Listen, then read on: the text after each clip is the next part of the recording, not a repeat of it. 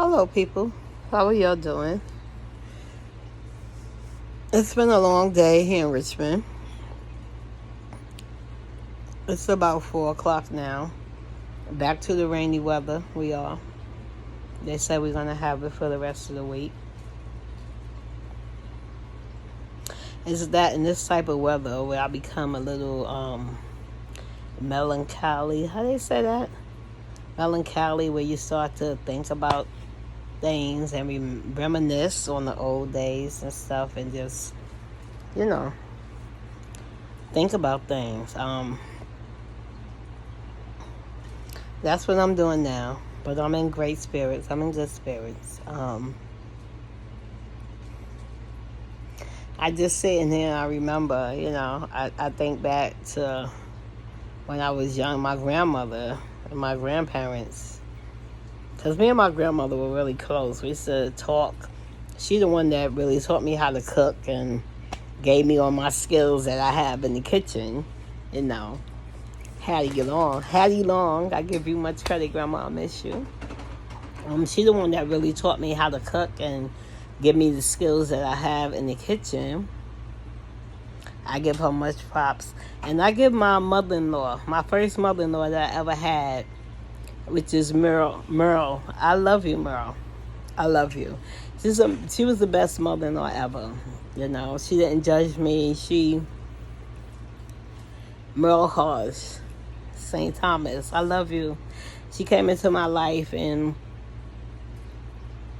she was a mother, a woman. She embraced me, and I love you for that, Ma. I love you. I will always love you, and I thank you for that. I thank you for embracing me and loving me. I thank you for that. You sit back and you just think over your life and,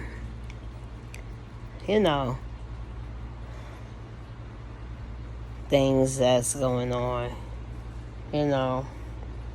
and you miss the people that's not here, and you want to just go on and live your life to the fullest, and it's not to say that I don't know God. I know God.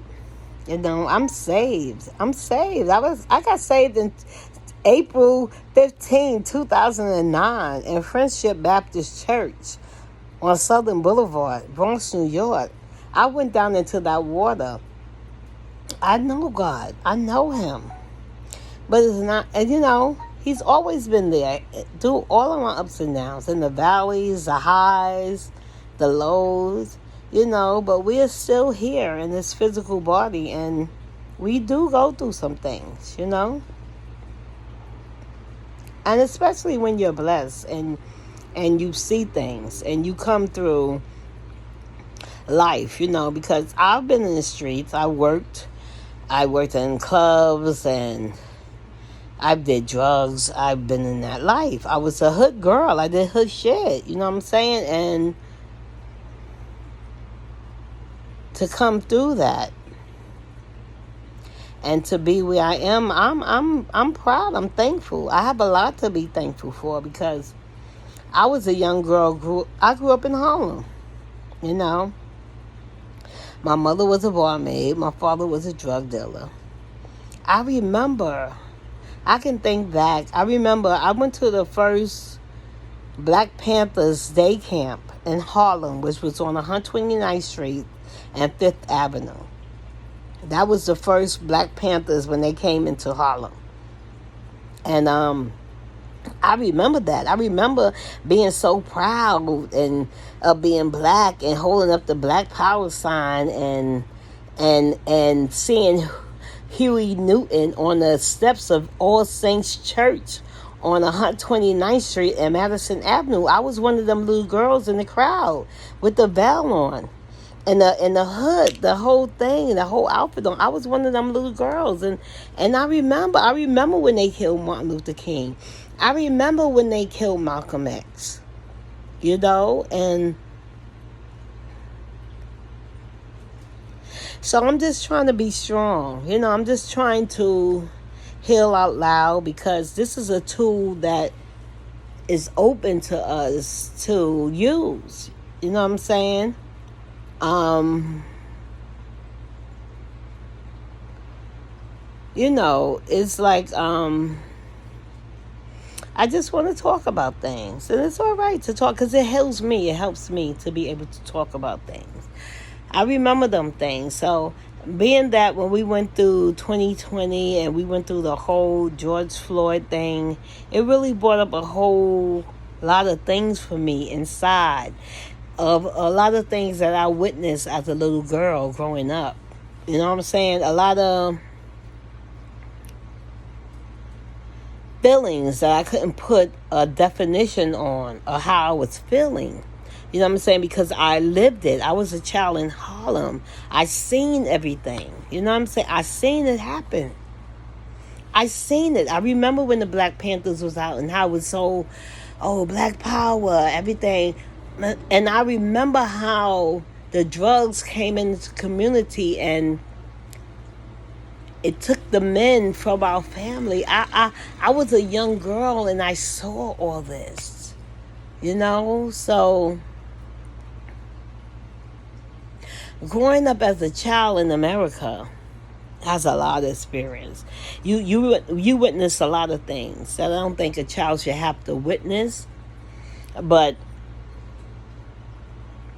in order to grow up and to witness that and still go on as a minority in America, it takes a lot of tenacity, and then when you get older, like I said, I've always been a strong girl. I always considered myself a strong woman. But as you get older, you start to see where your place in society starts to diminish a little. You know what I'm saying? Because I never thought my worth was attached to a dollar. But I felt I had more worth when I was working, when I was able to contribute, when I was able to do things, when I was able to show me. I never wanted to be attached to things or money that I had. I always wanted to be me, my soul, who I am.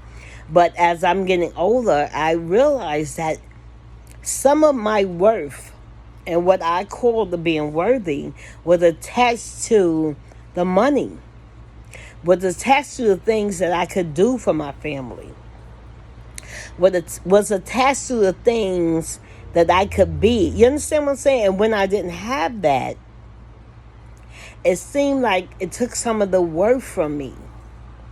I don't know how to describe it. Maybe if some of y'all know, you're dealing with it, maybe we can have a discussion. I just want some discussion because I'm sure I'm not the only one going through these feelings or feeling these certain ways. You know what I'm saying? It's all about, it's not, I'm not looking for anything from anybody. I'm looking for something within me and something that I know that's there that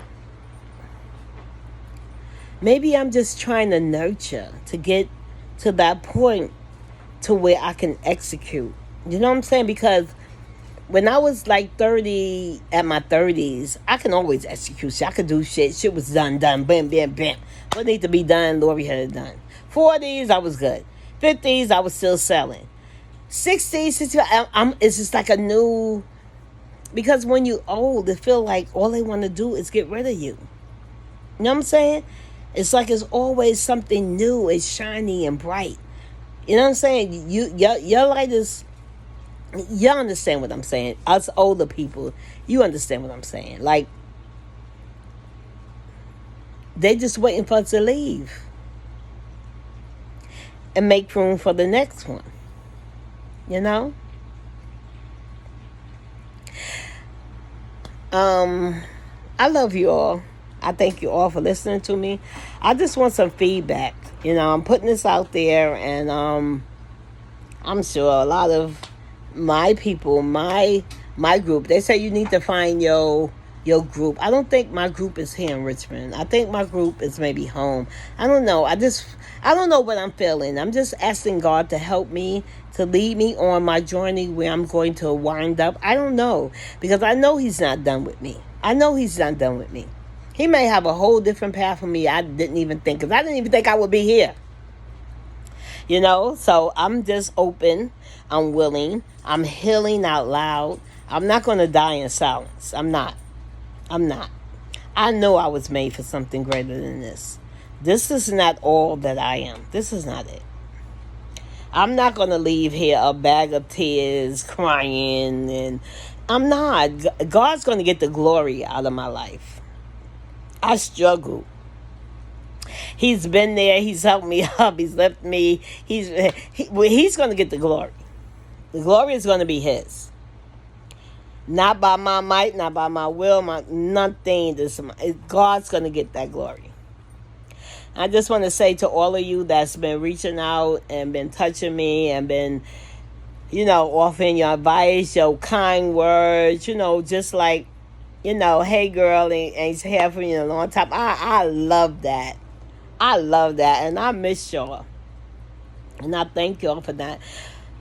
Forgetting about me, even though, but thank you. I really thank you, because it helps me. It helps me,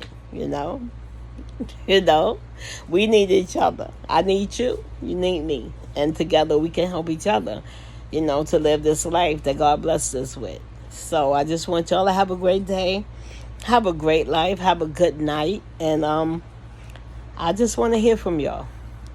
Thank you. God bless.